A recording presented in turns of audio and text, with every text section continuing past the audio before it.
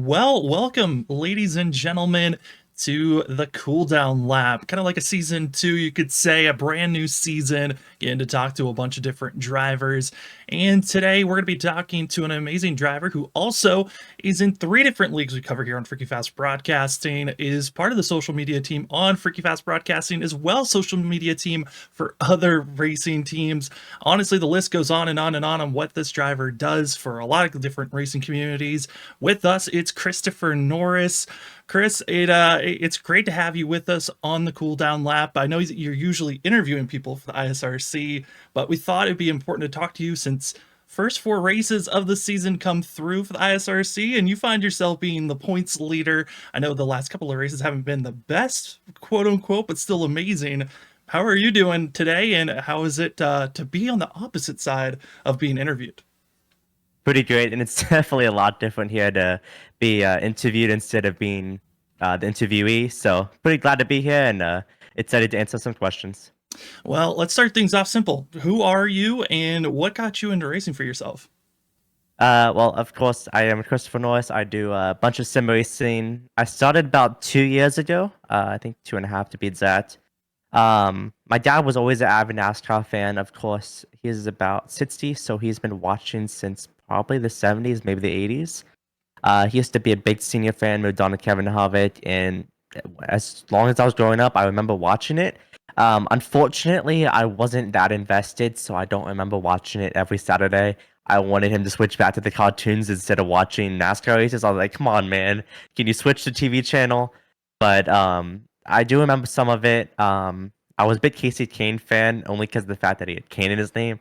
I thought Casey Kane, my idea, good enough. I mean, he was pretty fast. He wins sometimes, so that's fine. But yeah, I always want to get into iRacing, probably around 2020, around when COVID started, maybe before that when I saw it on TV. But unfortunately, I didn't have the funds to buy a wheel and sim setup like I do have now. So probably I think it was late 2021. I got a wait no 2020. I got a sim wheel and setup. So I started off on like a set of Corsa and Forza for a bit, and then around late February, I got some funds for iRacing and decided to try it out.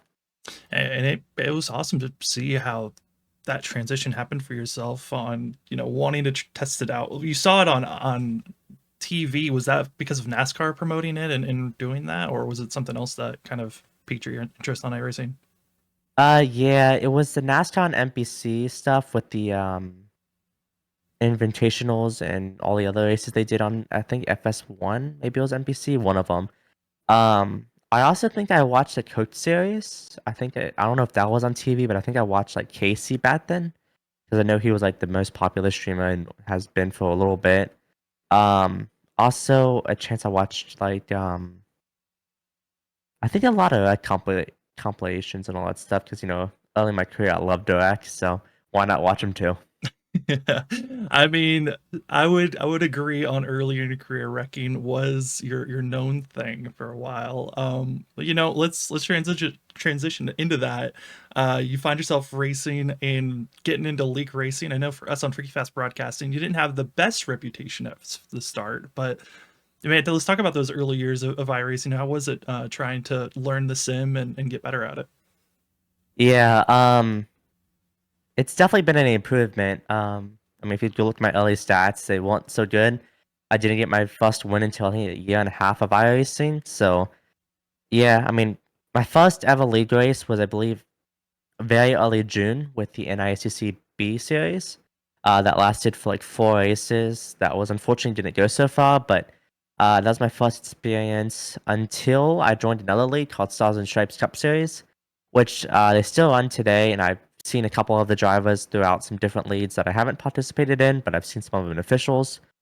Um, I also used um, I forget what his name is. I think it was Rylan Lewis. He used to race in NICC in like season 4 and 5. So raced against him recently. Well, not recently, but past the Stars and Stripes. And then eventually, after some convincing, because I wasn't, and the NICC crew wasn't a big fan of me then, they let me into season 5, which was after I joined the Trut series. So I gained a little bit of reputation, but also losing a bunch with some people. And that's when I was first originally part of what was Racing Ace Motorsports, which also turned into Limitless, which was my first team. Teammates then was, of course, I was with Greg, and then Alex joined, I think, a few months later when he got a sim. And then we also had Carl that we picked up on Monday nights when I was like, hey, let's get a fourth guy for team points and see what we can do. Yeah, I seen you join with Limitless. That was it was an interesting time. I remember I've at least for us of the booth, it was kind of funny watching all the teams and seeing drivers developing through because then we would see you guys and your team at that moment was kind of known for making some pretty gutsy calls of taking tires when most people wouldn't and kind of causing some chaos. But how was from your side of things in those early seasons? What was it like trying to get used to driving with that different leagues and crew? Um, I've told people like Zach, I wish I knew what my reputation was because I probably would have changed it then and there and tried to improve more than I have.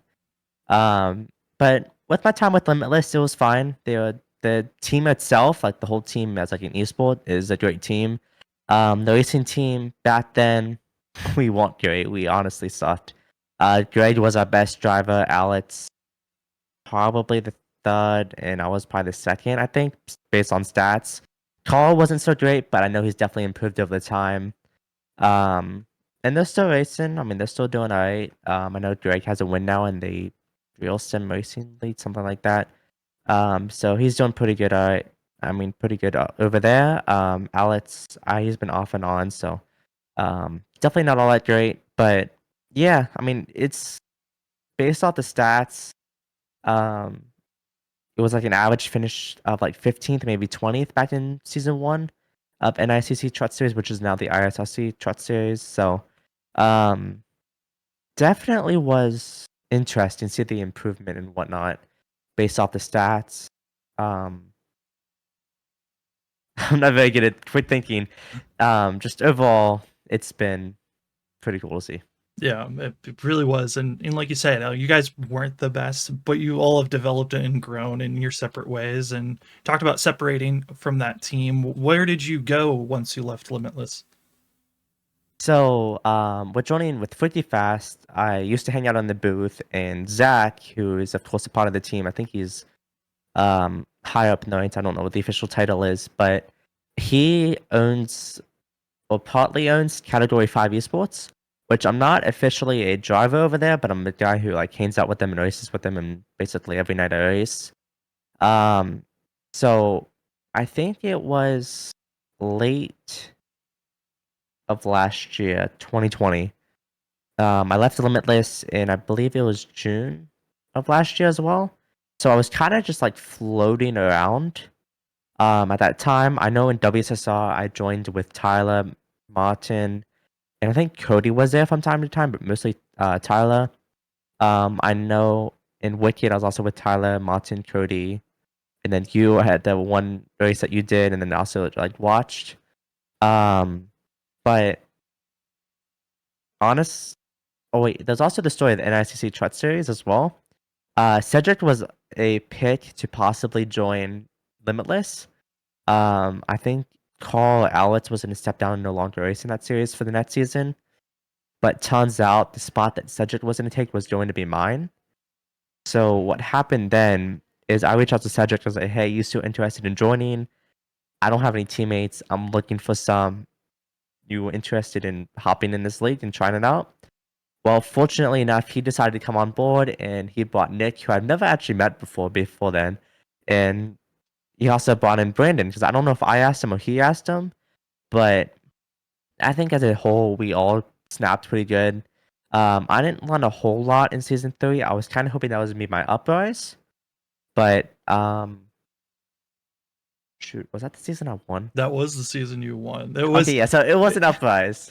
there was the one high, and there were a couple of moments where you certainly didn't have the best runs. But I honestly could say that season, I felt like you were showing the potential of getting better from those first two seasons, where I think you were on top of like the most incident points ever grabbed in those Yeah. seasons. So that was like your title there. But then season 3 came around, new team, and yeah, a little bit better. Yeah, season 1 was the most incident points champion, and then season 2 was, I believe, Cody's on it. Then season 3 was Tama, and then so on and so forth. But yeah, season 3 definitely wasn't the best. I had the help of Cedric, Nick, and especially Nick and Brandon there in season 3 to get the win at Atlanta Super Speedway. Or what I don't call Super Speedway because, not a Super Speedway win, but, you know. Yeah, it was definitely an uprise. Wasn't the best season, but that win was definitely something great to get. And then season 4 was definitely a huge change. Yeah, season 4, you get your first win. Like you felt like you didn't really do that well in season 3, but you got the win. Season 4 rolls around, and you find yourself what a climb that it was from previous seasons of going into the playoffs. Talk about that playoff run in season 4 and the charge to make it to the final four. Yeah, so opening up the stats here, I know the beginning of the races for myself were not great. Looking at it, I mean, the first top 10 was like race 7. So, I mean, that definitely wasn't ideal. Um, oh, shoot. Well, turns out the stat from Otegi, I must have hit my head and turned for the better because from Otegi on, I didn't finish outside the top 10, which is on. Oh, wait, no, I'm pretty stupid. I was going off the finishing stat. I was like, there's no way I finished in the top 10 that many races up. Alright, the top 10, the first one was at Kentucky. Yeah. So I know the beginning of season 4 was an up and down season. I had some issues, especially at Chicago, and thanks Cody, and then Auto Club. I'm pretty sure that was thanks to myself. So definitely wasn't great until Bristol, which was I think the last race before the playoffs started. Um, and I kind of threw the bag at Port Oil because I tried a strategy that was never going to work. And I mean, it is what it is. I knew I had a course coming up so I could get the points back, but it wasn't a smart move in general. But Bristol, that one was definitely a great race. Bristol was a racetrack I've always kind of messed up on, but luckily I asked for some insight from Zach and I got some insight from Brandon, who was my spotter at the time. Just looking out for me, looking for like different strategy, different calls and whatnot. So that was definitely an uprise. Got a pretty good finish there at P3. And then a road course coming up next, first round of the playoffs, I believe, at Daytona Road. So P4, that was kind of expected. If I'm not a top 10, top 5 driver at a road course, it's a disappointing day because of those tend to be my thing. Homestead was, I believe, the double best finish there as well.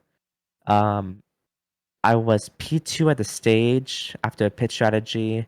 I think Dakota passed me for that, unless I was P3. It was around there somewhere. But yeah, the first round of the playoffs was pretty epic. It was the best finishes I had all season, aside from Bristol. And yeah, I mean, we moved on, I think, plenty above the cut line, which is the first time because including Bristol in this season and plenty on back, I was always against the cut line by maybe 2 or so points. So definitely to see that. Moving on to round 2, North Wilkesboro, Nashville. North Wilkesboro, I got to basically win my first stage and lead the most laps of all the season, leading 39 there.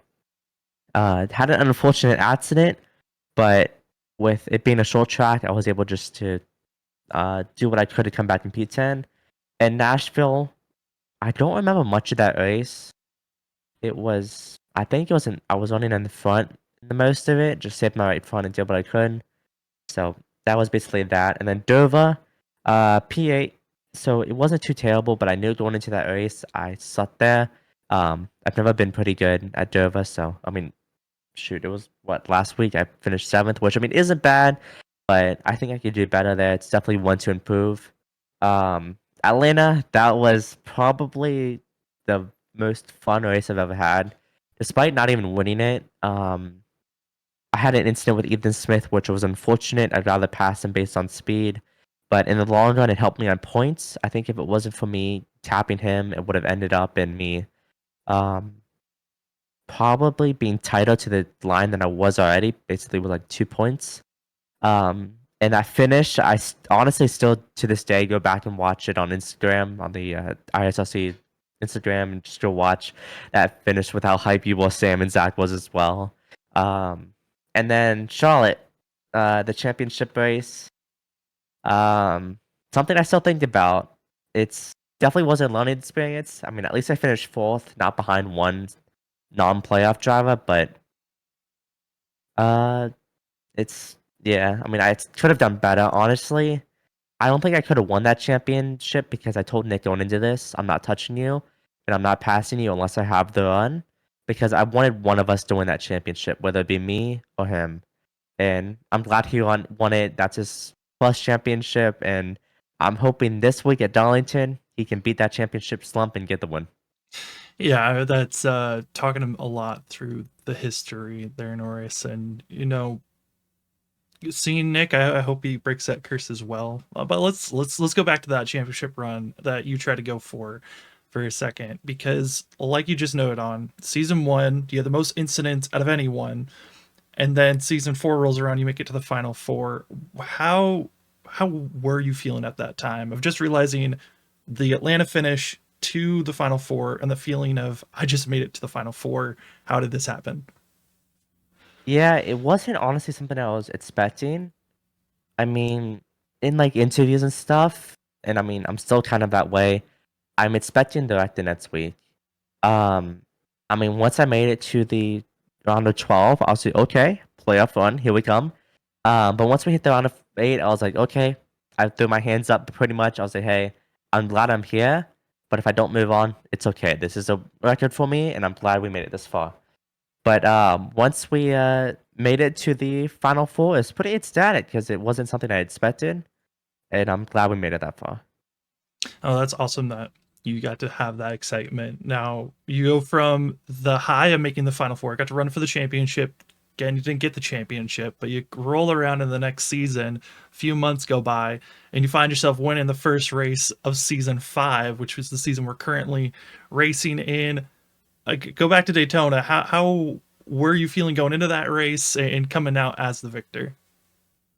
Yeah, as it is for most super speedway races for me, I was kind of like, I want to race 90% of this race, and whatever happens after that happens. Um, I think we played the strategy of let's just stay up front of the race, which is a worth it strategy of if you have other good drivers, it's either you stay in the back, you stay in the front. You don't want to be in the middle. So we played the strategy, I believe, of staying in the front, where we just wanted to do what we could to, stay in the front, control the race as much as possible, and whatnot. I mean, I'm showing I got the stage piece hit, so we were definitely up there. And we just played all the strategy, right? I think we're the first to pit at the top, I mean, in between the end of the race, so we knew that would help keep us in the front.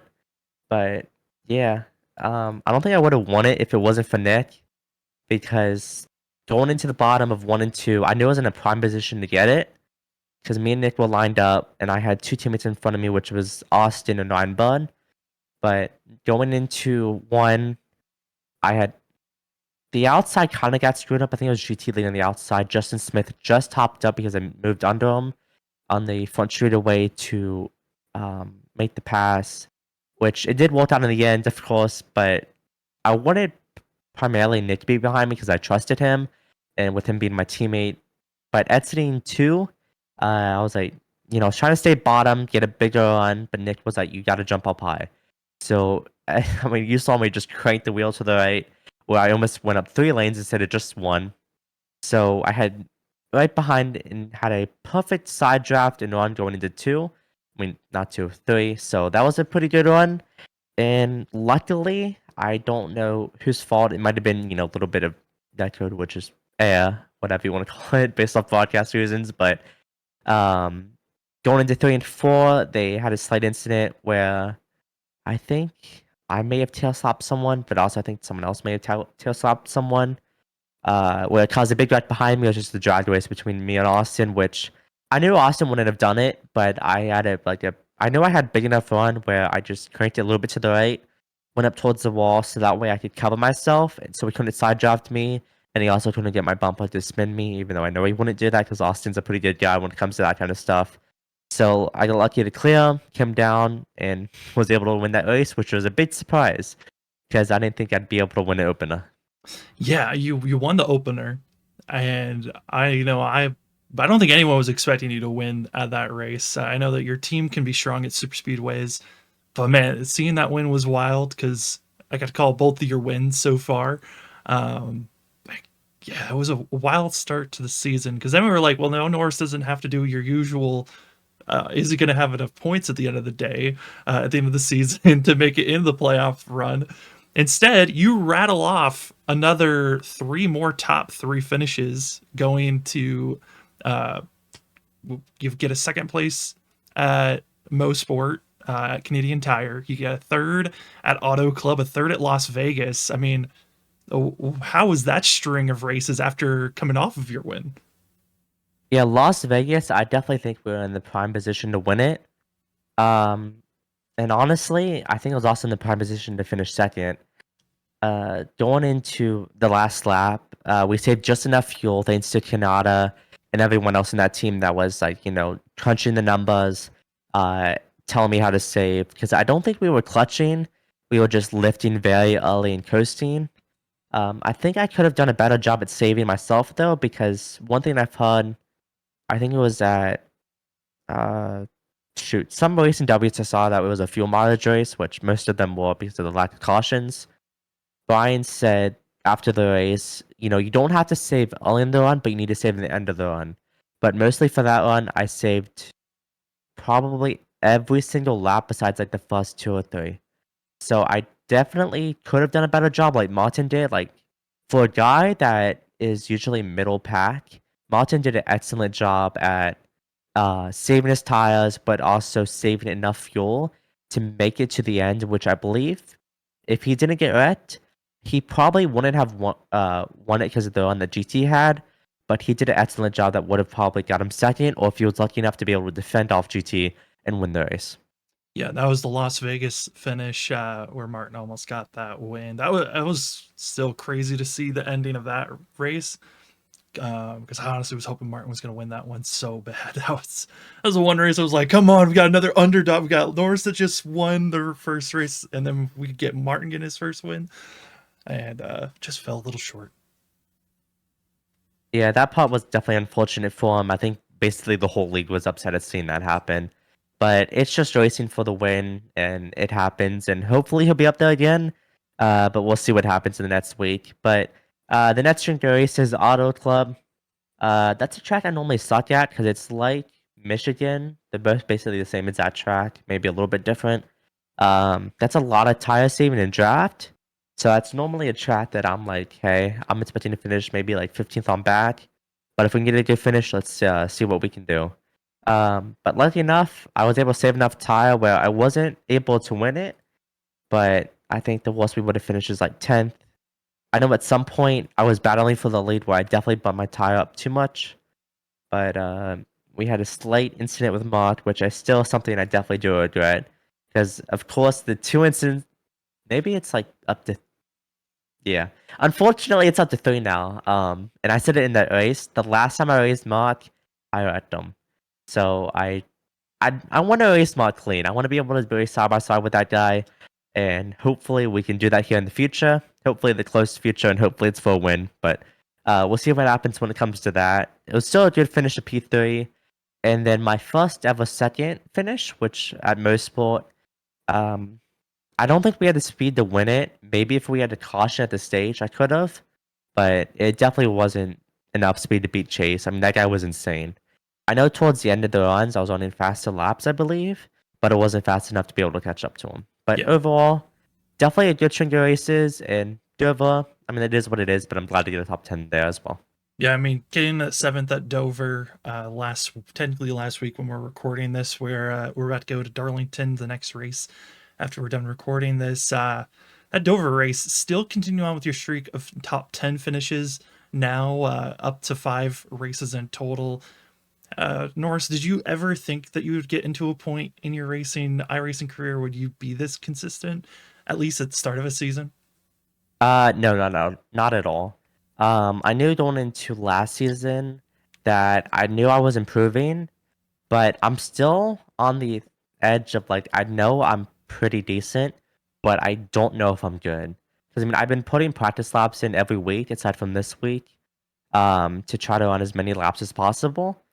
Just try to get familiar with how it runs and see if I can be up there in the end. But I definitely did not expect to have a points gap to second, and honestly have any good finishes. Maybe like one or two top tens, but I wasn't expecting all of them to be in the top 10.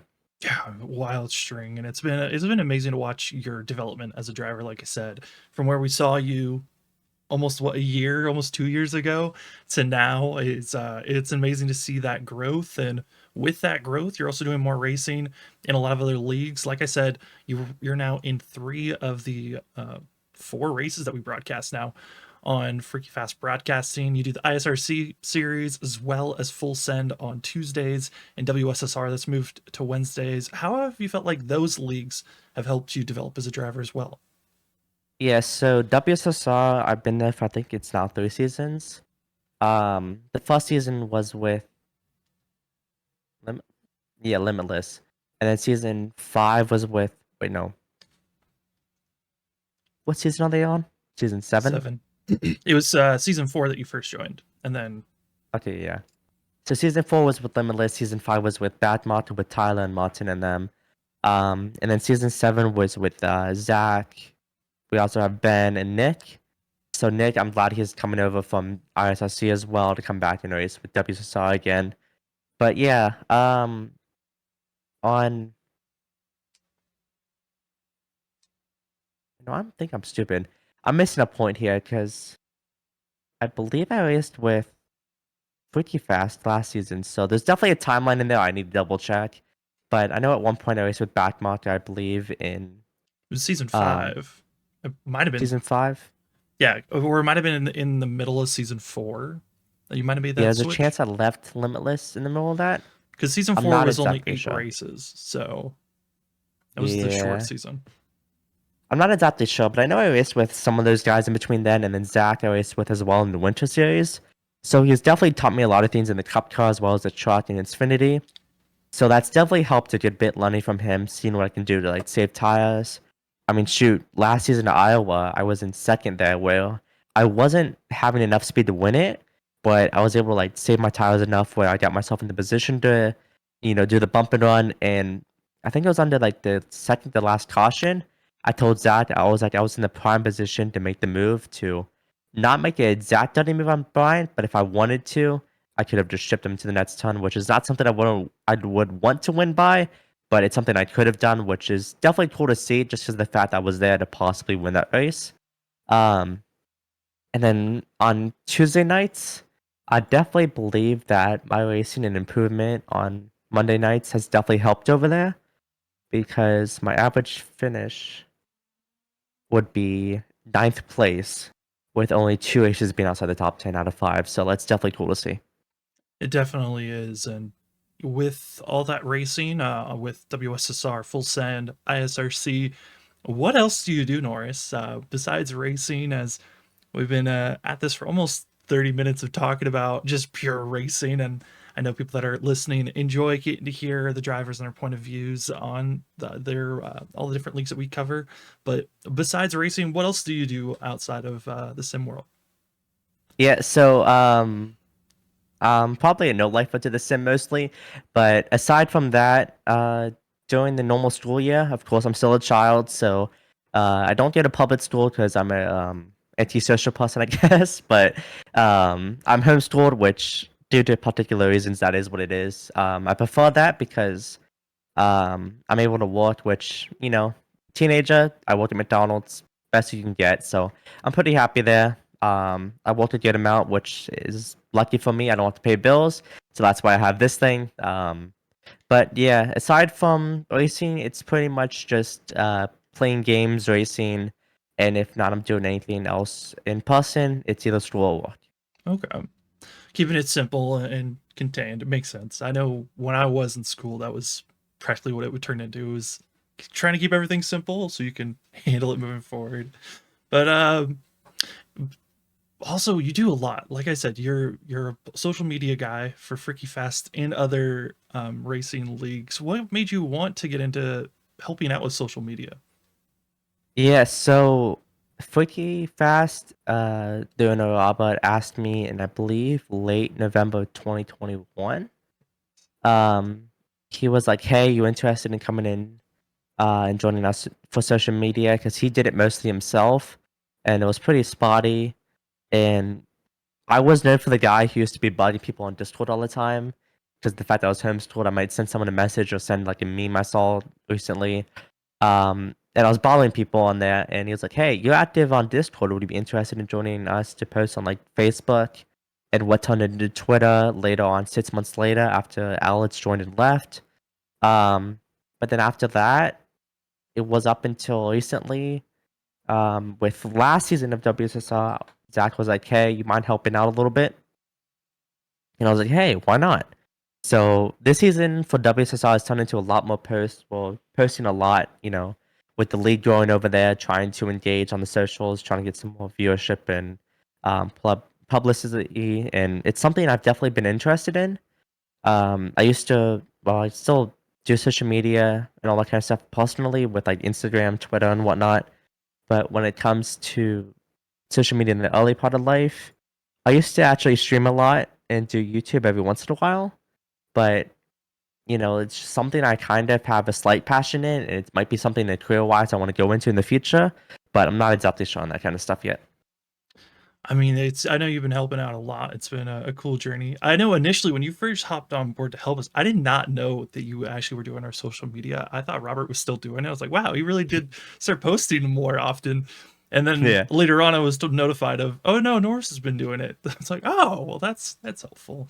But a little bit of a transition from this. I know you've told this in the past, but did you do? I'm trying to remember if you did refereeing or if you were something else for like video game esports.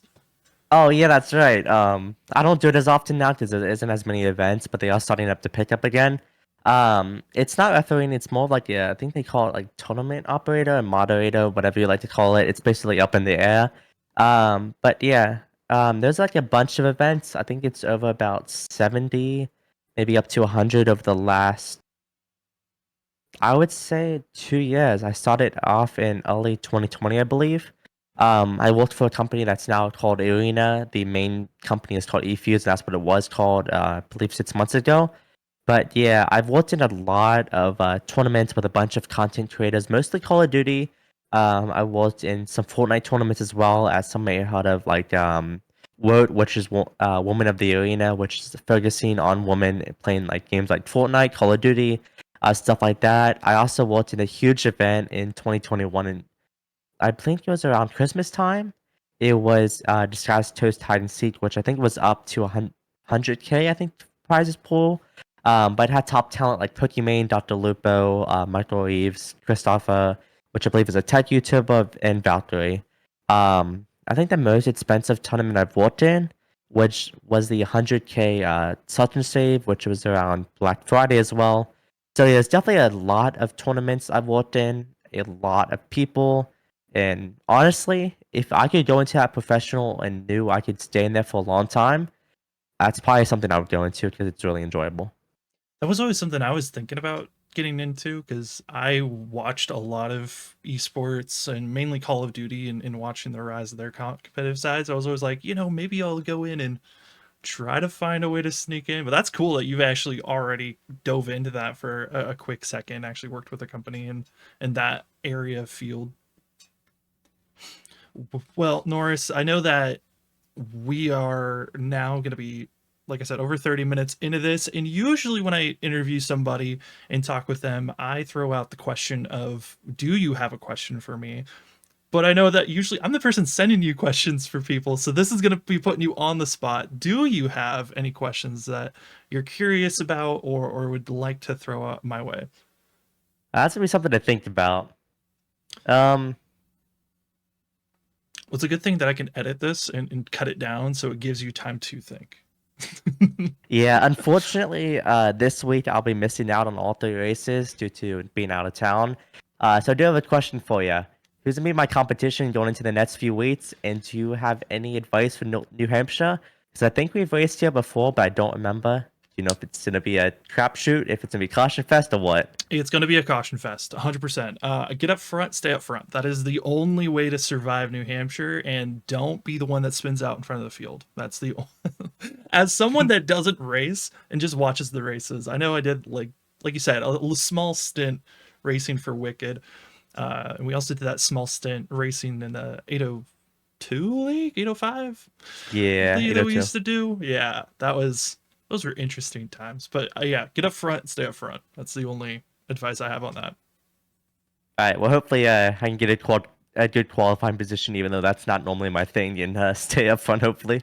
Yeah, honestly, that's gonna be your big. I feel like though you will do well at New Hampshire because short tracks you surprisingly do a lot better at. But I mean, we used to always say up in the booth, it's like if you're good at road courses, you tend to be better at short tracks as well.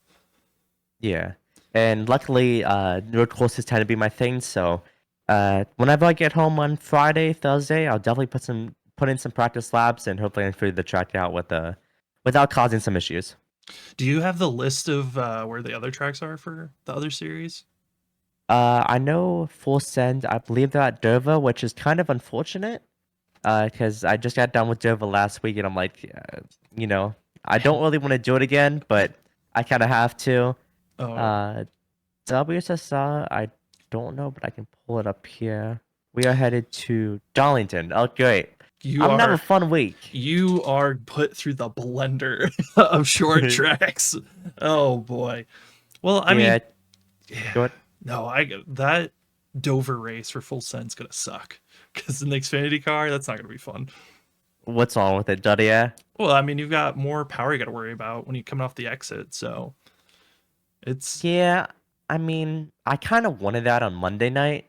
I've heard from Cedric, and I do agree to him to a certain extent that the track is a lot better when it's cooler. And unfortunately, there's not much in the truck. I mean, it has good enough power, but it's not enough to make it loose most of the time on turns. So I am kind of hoping that we can get that kind of thing where we get loose on turns and I can make passes better. But I also got to make sure I'm also one of those people that save it myself.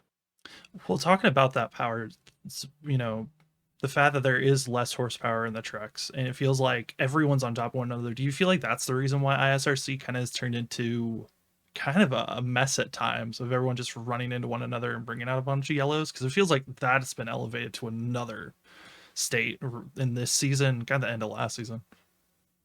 Yeah, I mean, it could be a lack of awareness as well, especially my standpoint on in the championship race.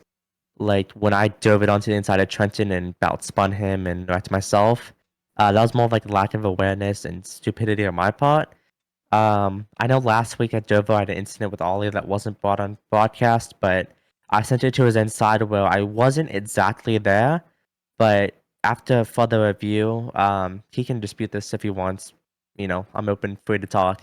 It looked like he was going high, so I sent it down low, and he came down low. So I mean, it could be moves like that where someone says, "Oh hey, I'm going high," but I see this guy dive bombing me or sending it on the inside. Let me go block that, and that causes instances. So, it kind of just depends, but I could definitely blame the fact of how close the trucks can be, and how much if you put someone that's fast in the back, like Danny, he's been screwing up a lot. So he started off very badly in qualifying. So like that kind of instance where someone fast is going through the field, he could have very easily caused direct, but he's got enough talent and awareness to say, "Hey, I need to back off this guy, and he knows how to pass." So it just depends on the driver and who it is, and sometimes they make it, sometimes they can't.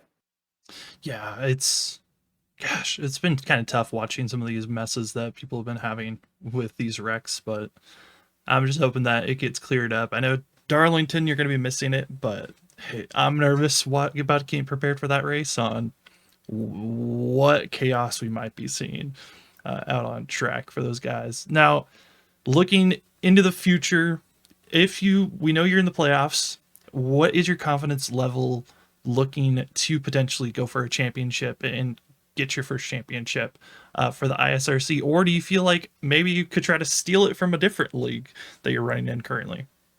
Um, Unfortunately, Wednesday nights they have too much talent, so I definitely can't do that.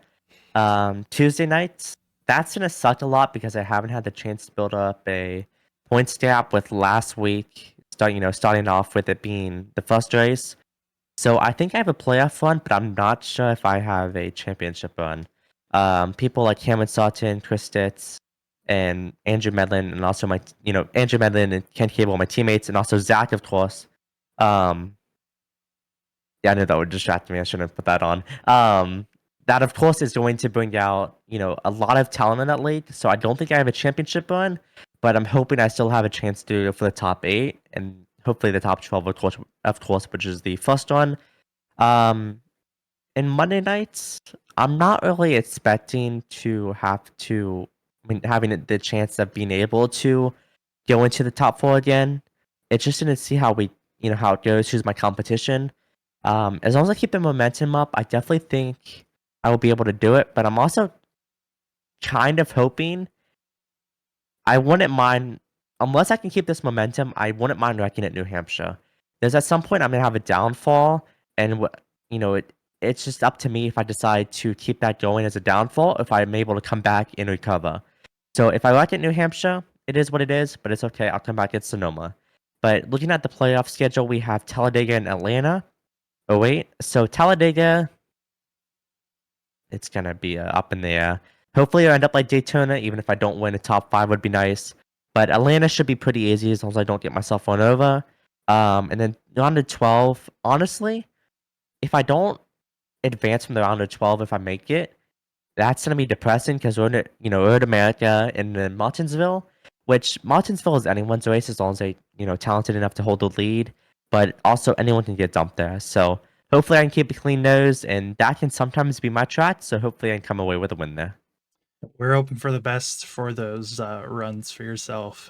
As we're slowly kind of coming to the conclusion of this, another question I usually ask people is, what is something that people wouldn't really know that you either have a talent for or interested in, that you've never really shared with anyone else?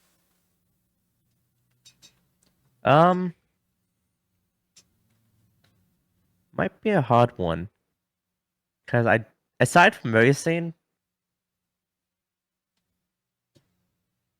I don't know. I don't do many other things besides racing as when it comes to hobbies. Um, one thing that like isn't really all that public anymore, of course I touched on earlier, was like the streaming stuff. I mean, streaming used to be my primary thing. I used to do it, every day, 7 days a week as much as I could. Gaming as well. Still do it. Still enjoy it, but I don't stream it anymore. So that was one thing. But aside from being a tech guy, but of course, everyone who does, has a computer and, decent setups, they should be a tech guy because, they know the experience of building PCs if they built one, or setting up monitors and all that kind of stuff. So, there's not a whole lot, but, my most interesting thing is probably the racing stuff. And that's still very interesting that most people still are struggle at times to understand the racing aspect. Um, what else do we want to talk about? I mean, what are you more so looking forward to um, in this upcoming Darlington race? I know you're going to be watching it. How are you feeling about your competition? And you said you're hoping Nick wins, but if there's someone else out there that you think that could be getting it done. Yeah, there's top 4 guys. Shoot, that's one playoffs. That's last season. There's top 4 guys: Trenton Jump, Josh Kanata, Ollie. Aside from Kanata, I hope you have a good finish. But I'm hoping they do good enough where they don't get a huge points day, because I know Trenton's gonna pass me easily based off the provisional, because I'm probably gonna get like 12 points. But I'm really hoping the majority of them either wreck or finish in like the top 10 just barely without many stage points. Um, but aside from that, I mean, I'm hoping for a good race. I'm hoping for moves like I did last season where I went 3 wide going into turn 3 and 4, where you definitely cannot do that. But I just want to see big moves, big wrecks in an entertaining race all 3 nights, so I have something good to watch. And who knows, maybe we can see a surprise win by someone who hasn't won before. Like someone like Tyler, hey, come get a win. Or Martin, someone who can, surprise us. But overall, I'm just hoping for pretty good races throughout the week, and hoping some of the people behind me in points just absolutely have terrible days. But we'll see what happens. Yeah, we will. Well, last question. Maybe I'll have two after this, but one thing I do want to talk about, for sure, is your camera placement set up? I'm going to show a photo since you sent me the photo of how this thing is rigged up.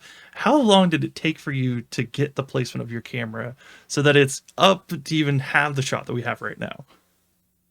So I put it up once just to see what would happen, but I eventually took it back down. So I could do some races. I did a hosted race with Nick just for fun, but it honestly probably took about 10 minutes. It's not very stable. When we were like preparing to do this podcast interview, I was accidentally kicking it, so I had to adjust it like 20 times. Because it's not on the rig. Like if I were to shake my rig, it'd probably fall down, which I definitely don't want it to do.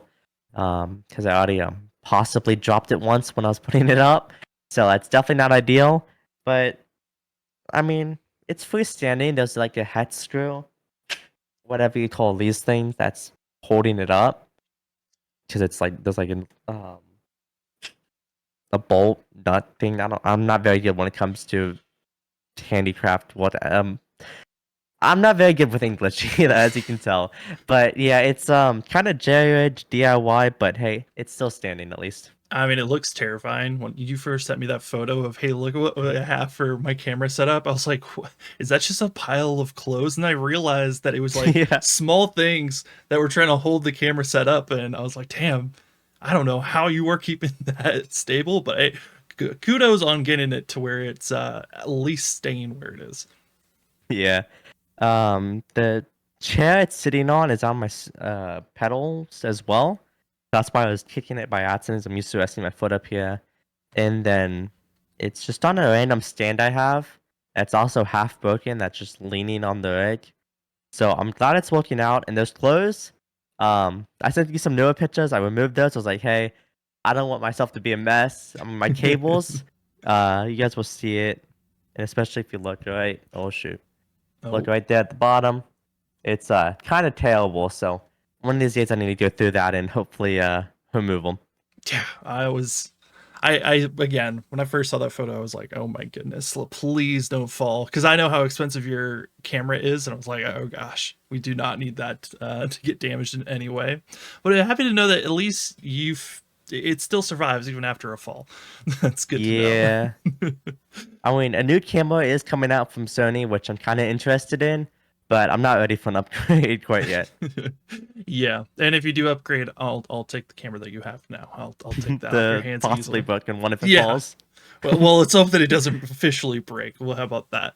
Uh, Yeah. well, Norris, it's been a pleasure to have you on the cool down lap. And before we officially let you go, the floor is now yours for anything you want to shout out, thank, shout, say. The floor is now yours. Yeah, so I don't have my other hat in here, but my main guy at Lids, they sponsor the truck, Xfinity car and Cup car, and also we've sponsored a few races, giving away hats throughout the league.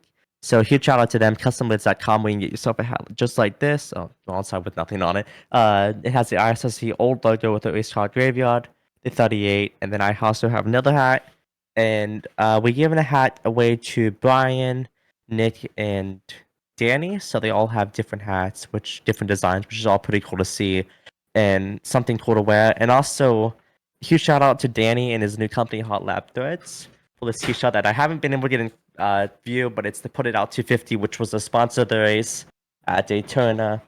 And then of course, Freaky Fast for all that they do, including broadcasting races, and my family for, of course, letting me do all this. Well, thank you so much, Norris, for taking the time to talk with me. That it was your driver for the cool down lap.